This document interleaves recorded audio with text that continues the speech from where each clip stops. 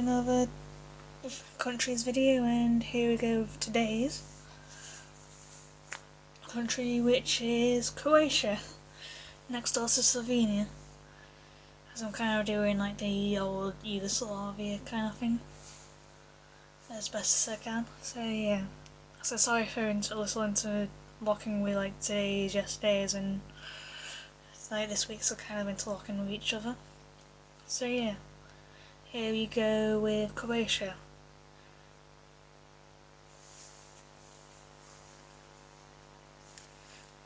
But like, there's kind of been evidence of people in Croatia pre 5000 BC, and there was evidence that they were farming back then, although they had later likely had stone tools before they learned how to use like bronze and iron kind of thing.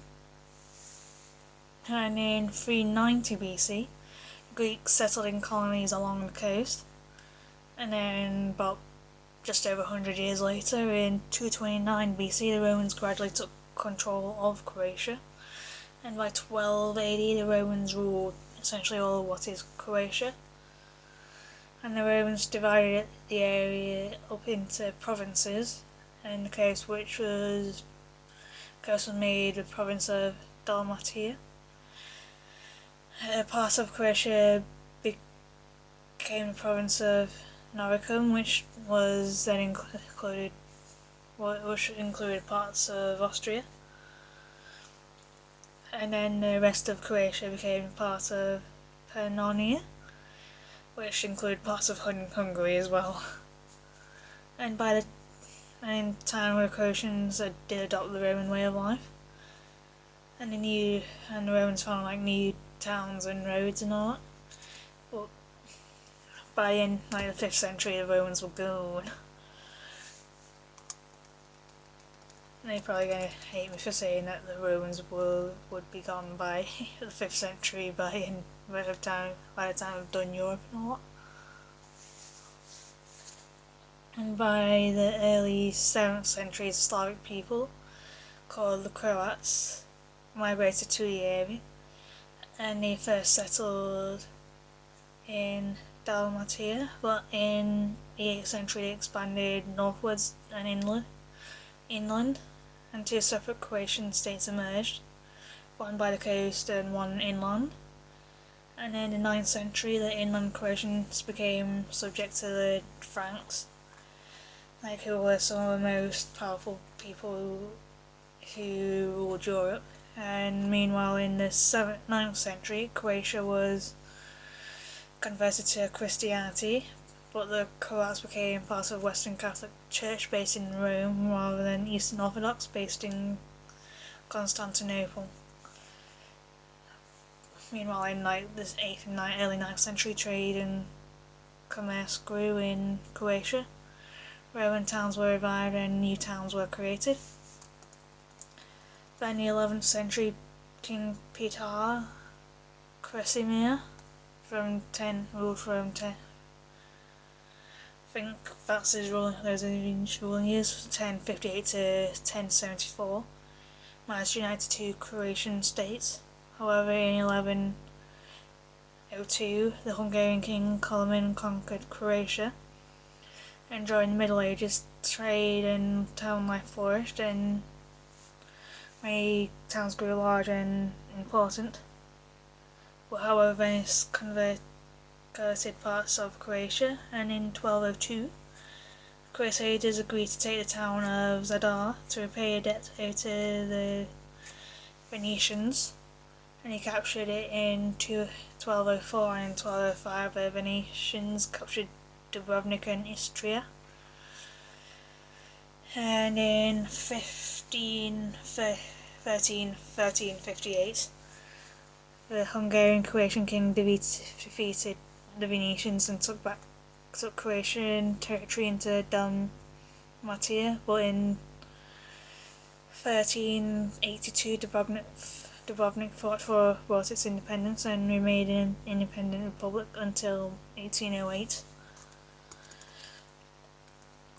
Meanwhile, the Venetians still had the designs on the Croatian coast. In 1408, after the war of the King of Hungary, Croatia saw Dalmatia accept Dubrovnik to Venice, so the Venetians were left in control of Istria and most of Dalmatia. And in 1493, the Ottomans defeated the Croatians in the Battle of Krovsko Pleđe. In 1526, the Hungarians were crushed by the Turks in the Battle of Mohacs, and the King of Hungary, Croatia, was killed and his kingdom passed to an Austrian, Archduke Ferdinand of Habsburg. However, the Turks continued to advance, and by the late 16th century they controlled most of Croatia. And yet in the late 17th century the Turks were pushed back and were driven from Vienna in 1683, and by 1716 they were defeated at the Battle of Petrovaradino, which led to the liberation of Croatia. And in the 18th century life was relatively peaceful in Croatia, and society changed little.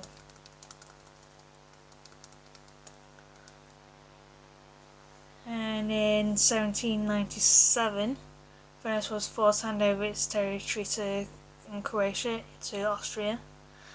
However, in 1809, a lovely person called Napoleon formed a territory in the area, and formed the territory in the area into a new state called Illyrian provinces, but the new state was short-lived, and after Napoleon was defeated in 1815, the old order returned. Austria took all the territory that once belonged to Venice, and the Austrians also took Dubrovnik.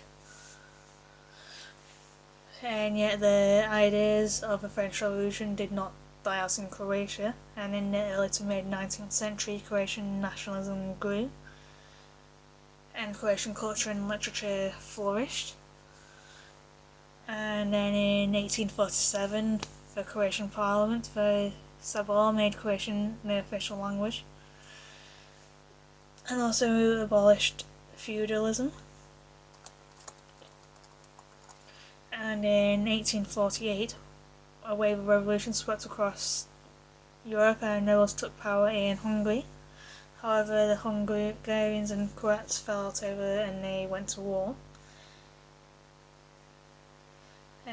But the Austrian monarchy soon regained power, and both Hungary and Croatia became firmly a part of the Austrian Empire again. But still, in 1869 the Austrian Empire split into two halves, Austria and Hungary. The Austrian monarchy remained the king in both halves, but otherwise they were largely independent. And Croatia was split, with Dalmatia was ruled by Austria, while most of Croatia was ruled by Hungary. Yeah, it's not a thing, the Austro-Hungarian Empire. And in the late 19th century, Croatian nationalists were divided into two schools of thought. One wanted a state uniting all southern Slavs, the others wanted like an independent Croatia. It's like, and when World War I broke out in 1914, cracks began to show, and before it ended in November 1918, the Austro-Hungarian Empire was already breaking up, and Croatia declared itself independent in October 1918.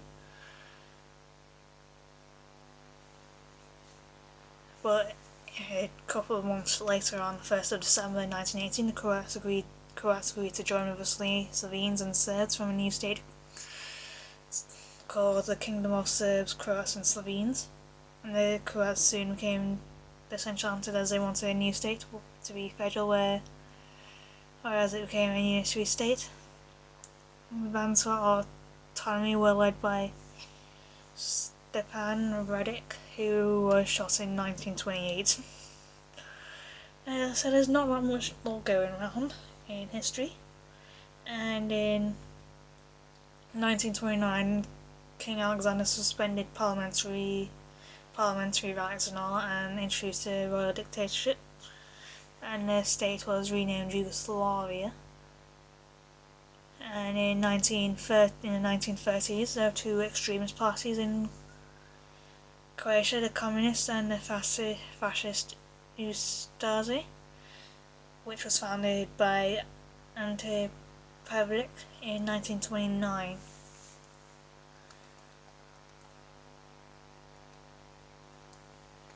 And in 1939, the Yugoslav government gave in to the demands of Croatian autonomy and created an autonomous region called the Banovina. And in the same year, World War II obviously broke out. And Yugoslavia was at first neutral, but in March 1941, a coup was held by pro-British officers, and as a result, the Germans decided to invade Yugoslavia on 6th of April 1941 and quickly conquered the country. And the Germans set up a puppet state in Croatia with the fascist Ustasi in charge, but Croatia was liberated by partisans in 1945, and afterwards a communist regime was imposed. And however, during the 1960s, nationalism re-emerged in Croatia. Some people demanded more autonomy, but in 1971, Tito, who was a communist leader, but laid on all demands for reforms, but Tito died like 9 years later in 1980. Don't know why I'm laughing, or was about to laugh. And communism was collapsing in most of Eastern Europe like 9 years after that, and in 1989. The same year, non-communist organisations were formed in Croatia, and in May 1990 elections were held and the Croatians sought to leave Yugoslavia, but there was a substantial minority of Serbs living in Croatia. And in May 1991, the Croatians voted for independence. However, on the pretext of protecting Serbs that lived in Croatia, within the Croatian borders, the Yugoslav army invaded and a long war began. And meanwhile, the EU nations recognised Croatia's independence on 15th of January 1992, but the war didn't end until 1995, with the air duct agreement with Eastern Slovenia was administered by the UN until 1998, when it was handed over to Croatia. Moving into something a bit more modern day, Croatia joined NATO in 2009 and then joined the EU in 1913. And tourism has since begun to flourish and all that. And there's about a population of 4.3 million in Croatia at the moment. Check the link out in the description below and you'll probably understand it a little bit. And moving on to the language, the Croatian language belongs to the Southern Slavic groups of languages. It is the official language of the Republic of Croatia, also spoken by Croats in Bosnia and Herzegovina, Serbia, Vojvodina, Montenegro in Bay of Kotor, Austria, Burgenland, Italy in Molise, Hungary, Slovakia, Romania, and by Croatian immigrants in Western Europe, North and South America, Australia and New Zealand. It has 3 dialects, sorry for butchering any of it: Stokavarian, Kajkavian, and Kakavian, named after interrogative pronouns sto, kai and ka. Today's standard literary language is mostly based on new Stokavian forms of Lejekavian pronunciation and written using the Roman script.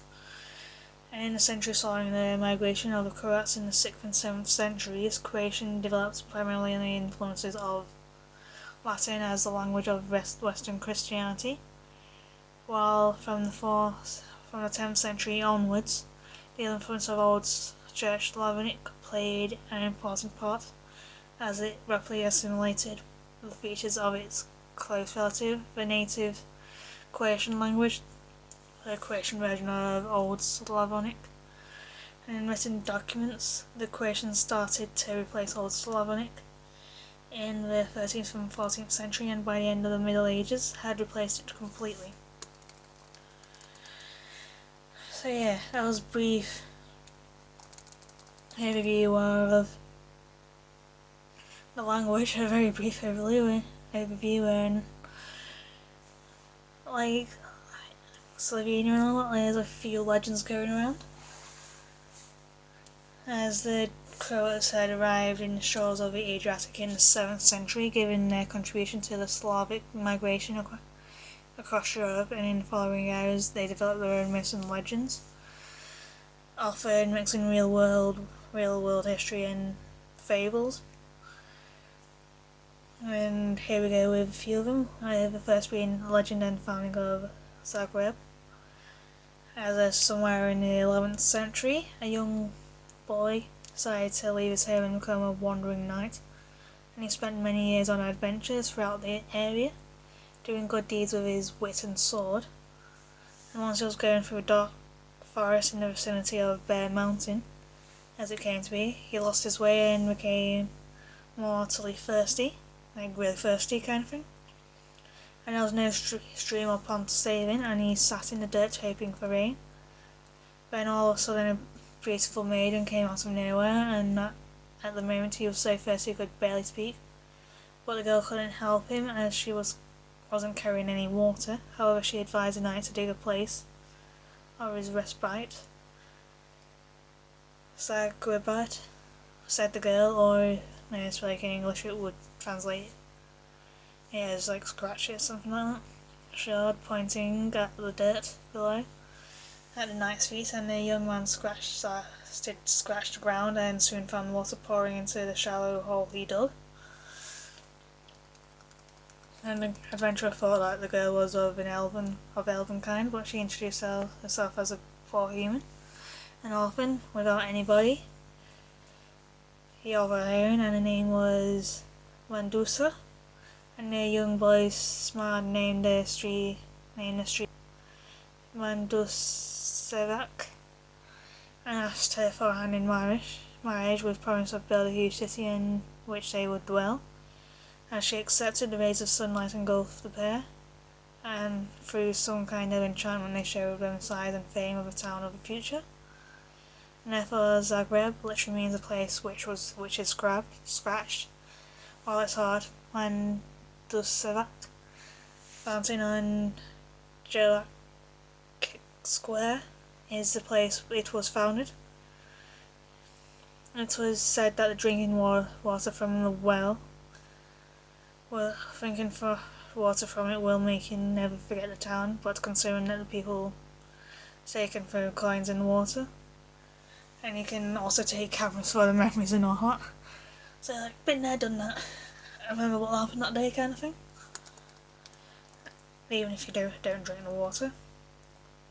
Then there's the stone nuptial, and on the western part of Medvednica, close to the romantic town of Samobor, lies an interesting site of dolomite rocks, and the stones look almost human, and as if they are participating in some kind of rite or celebration. As the Croatian writer August Senoa opened a poem explaining the nature of the place based on his story, there was a family working at a big mill under the mountain, and the owner was an honest, hard-working man, and his son was not much different. However, miller's wife had an evil heart, and when her son expressed his desire to marry Janja, the daughter of a poor blind man without any income, the woman was shocked, and if it weren't for the young girl's father, the marriage would not have been arranged. and the anger of the miller's wife was so unstoppable.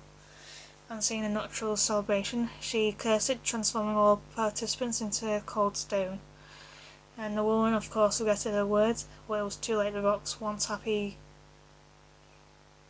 cortege and now rocks on the Medvednica can be seen near Jablanovec village. There is the building of Paulus amphitheatre.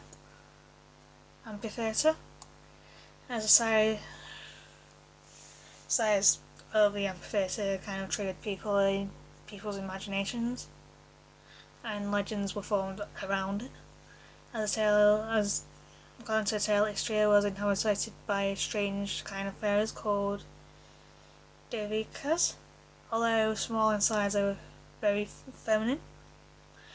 They had remarkable physical strength and were skilled in masonry. By nature good towards human, yet shy enough to evade any contact with them. The Devikas had another unique feature. They were nocturnal creatures which dwelled outside until the first roosters cry in the morning. And once they decided to build their own settlements, their Devik town, Devik meaning the word used for anything miraculous in the Istrian language, they took large boulders from Uka Mountain and carried them all the way to what is now Pula, and being so powerful they managed to build a whole amphitheatre in a night. And the rooster cried to warn them of approaching daylight. The Devikas immediately left the construction yard and went to their hideouts and didn't have time to build the roof of the amphitheatre, and I'd hoped to finish it the following night. For some reason they never came back, and the amphitheatre remains roofless. When there's St. Valho and Richard Lionheart in Dubrovnik, and saints and knights like Dubrovnik, kings like Dubrovnik, according to two prominent legends about the town, based on the first one on St. Valho, known as St. Blaise in the west, miraculously appeared to Dubrovnik's cathedrals, rector named Chko. He reported that Venetians have disembarked on Lokrum Island and were preparing to assault the town. Stochko shared this information with the town guard, which organised the defences and scared the enemy's troops away. And because of this event, St. Valho became the patron saint of Dubrovnik, visible on the emblems of an architecture of the palace. As for royalty, it was said that no other than the famous Richard the Lionheart of England helped to build a Roman basilica in Dubrovnik. During the Third Crusade, he shipwrecked in the Adriatic and managed to reach the aforementioned Lokrum Island. And to thank God for his survival, he gave money for the church's construction. Unfortunately, it was destroyed in an earthquake 500 years later, leaving the place today's Baroque cathedral. And many more Croatian stories can be told and shared, but many more that could possibly go into this video and all.